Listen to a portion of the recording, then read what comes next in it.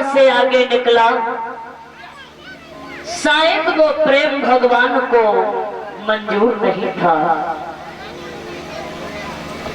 जैसे ही रथ मथुरा से बाहर निकला, आकाशवाणी होने लगी है और कहा है भोजराज कंस, जिस बहन को तू अपनी इतनी आसानी से पहुंचाने, इतने सम्मान के साथ पहुंचाने जा रहा है, शायद तुझे पता नहीं इस बहन के गर्भ से जो 8वां बालक पैदा होगा वही तुम्हारा काल होगा।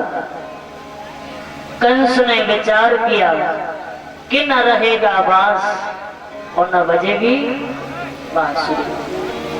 हम अपनी बहन को ही जीवित नहीं छोड़ेंगे तो हमारे लिए कभी काल पैदा नहीं हो सकता। ऐसा सोचकर कंस ने देवकी के केसों को पकड़ा और केसों को पकड़ के भोजराज कंस ने देवकी को जमीन पर गिरा लिया। तलवार लेकर जो देवकी को मारना चाहा, लेकिन वसुदेव ने वही तलवार को पकड़ लिया। रुक जाइए, अब ये तुम्हारी बहन होने से पहले अब ये मेरी पत्नी भी हो चुकी है। तुम्हारा इस पर हाथ उठाना कोई फर्ज नहीं है। कंस ने कहा मैं इसे छोड़ूंगा नहीं। वसुदेव ने कहा तुम्हें देवकी से डर लग रहा है कि इसकी आने वाली संतान से डर लग रहा है। कंस ने कहा मुझे देवकी से कोई भय नहीं है, मुझे तो इसकी आने वाली संतान का डर है। वसुदेव बोले अगर ऐसी ही बात है तो यमुना मैया की कसम खा के कहता हूँ, देवकी के गर्भ से जो भी बालक पैदा होगा मैं तुम्हारे हवाले कर दूंगा। कंस ने देखा कि ये मेरा बहनोई मेरे साथ में दगा नहीं करेगा, ये हमसे झूठ नहीं बोल सकता है। तो आज कंस ने देवकी वसुदेव को छोड़ दिया। वसुदेव देवकी को लेकर के बटेश्वर में आए। धीरे धीरे समय व्यतीत हुआ और जब देवकी के गर्भ से आज पहले बच्चे का जन्म हुआ तो वसुदेव ने उस बच्चे को गोद में लिया और ये मथुरा में कंस के पास जाकर पहुंचे। कंस ने उस बच्चे को गोदी में लिया तो उसे दया आ गई और कहा कि इस बच्चे ने मेरा कुछ नहीं बिगाड़ा, इसे ले जाओ और जब 8वां बालक पैदा हो तब हमारे पास में लिए आया। कंस ने इसे वापस कर दिया। इधर देवताओं ने सलाह मिलाई है, कंस को अगर इसी तरह से दया आती जाएगी तो भगवान के अवतार में बहुत ही विलंब होगा। अरे नारद जी आप ही कुछ कीजिए, अरे नारद जी आप ही जाके समझाओ। तो नारद जी ने उठाया बीड़ा चल दिए, नारायण नारायण। कंस के दरबार में पहुंचे, उचित आसन डालकर नारद जी को बिठाया भोजराज कंस ने। नारद जी ने पूछा कि हमने सुना कि तुमने अपनी बहन का विवाह कर दिया। नारद जी ने कहा तो कंस बोला नारद जी अरे बहन की बात न करो। क्यों? अरे जिस बहन को मैं प्राणों से बढ़कर प्रेम करता था वही बहन हमारे जिंदगी के दुश्मन हो गई। क्या हुआ? अरे मैंने जब उसका विवाह किया तो आकाशवाणी हुई, देवकी के गर्भ से जो 8वां बालक पैदा होगा वो मेरा काल होगा। नारद जी बोले अभी तक कोई बालक पैदा नहीं हुआ। कंस बोला थोड़ी देर पहले आ जाते तो तुम्हें देखने को मिल जाता, अभी को मैंने वापस कर दिया। बोले वापस क्यों कर दिया? कंस ने कहा मेरा तो काल 8वां बेटा था लेकिन वो तो पहला ही था।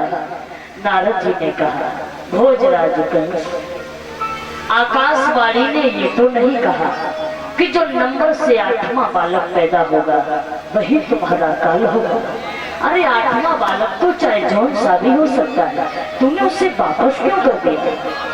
कंस को ये मालूम पड़ा हो, आज ये कंस भागा, भागकर देवकी के आंगन में पहुंचा।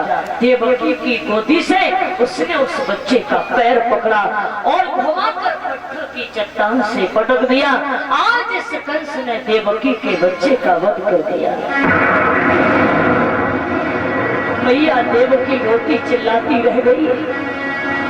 भोजराज कंस ने 1-2 बालक नहीं मैया देवकी के सामने उसके 6 पुत्र जान से मार डाले।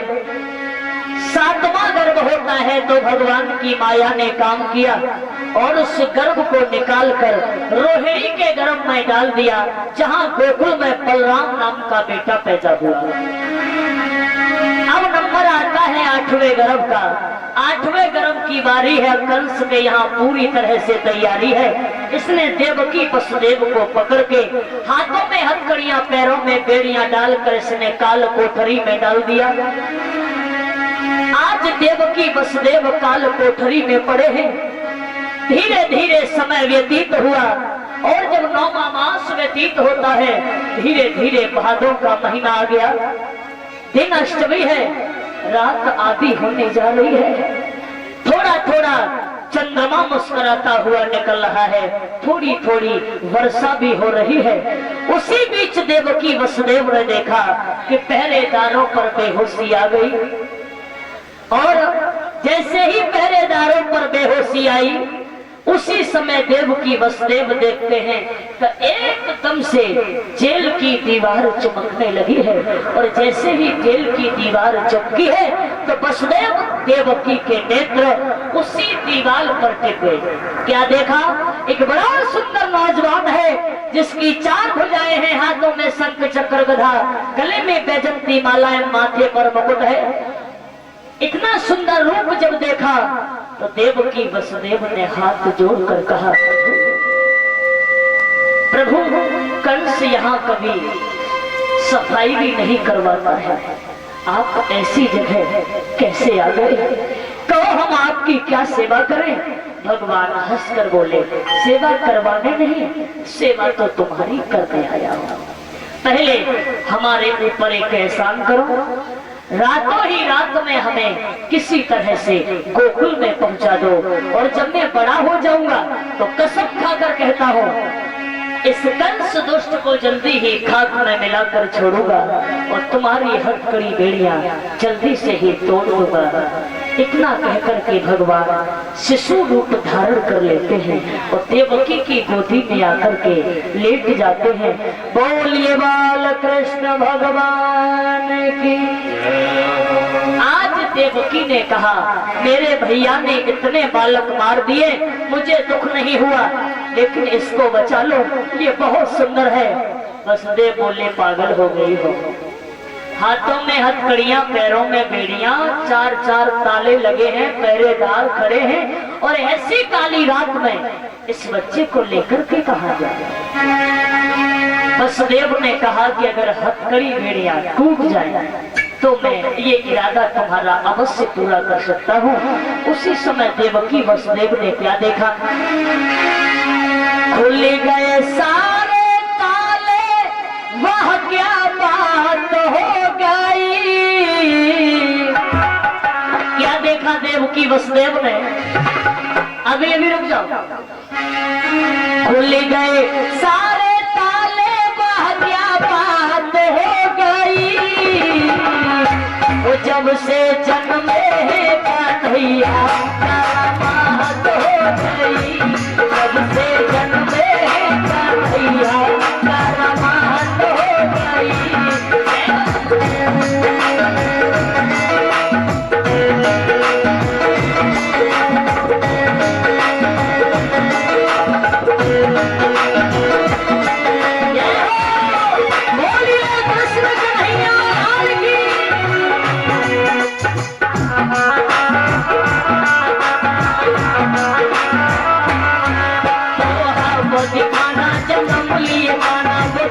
जमाना पुराना, ताले लगाना, पहरे बिछाना, कंस का गुल बढ़ाना। उस रात का कसना भयंकर था, उस कंस को मारने कायर था। वो बादल छाए, अब आए बरसात हो गई। बादल छाए, अब आए बरसात हो गई। जब से जन्मे है कन्हैया, करामात हो गई। जब से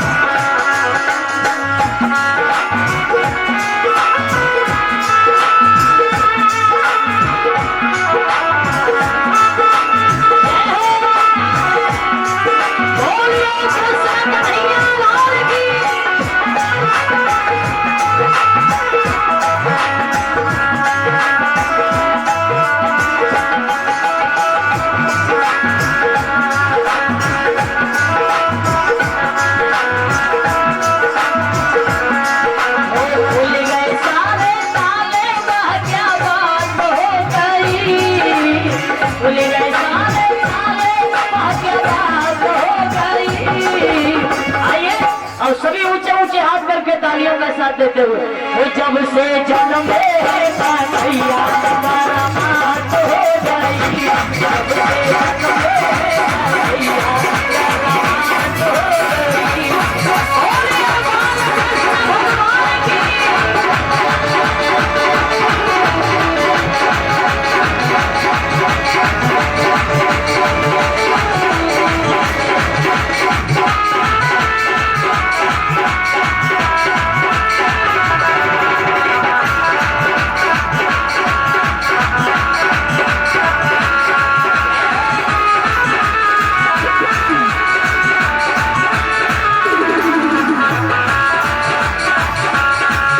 ये भगवान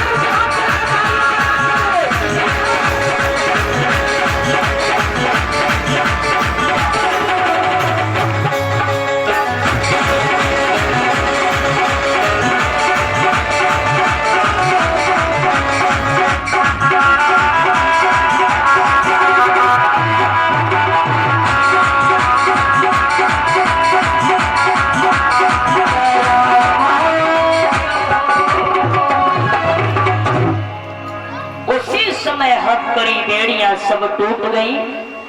वसुदेव वहां से उठे और भगवान को सूप में लेटाया और वसुदेव जेल से बाहर हो गए। आइए चलते हुए यमुना मैया के किनारे पहुंचे। आइए अब आपके बीच में सुंदर सी कृष्ण और वसुदेव की झांकी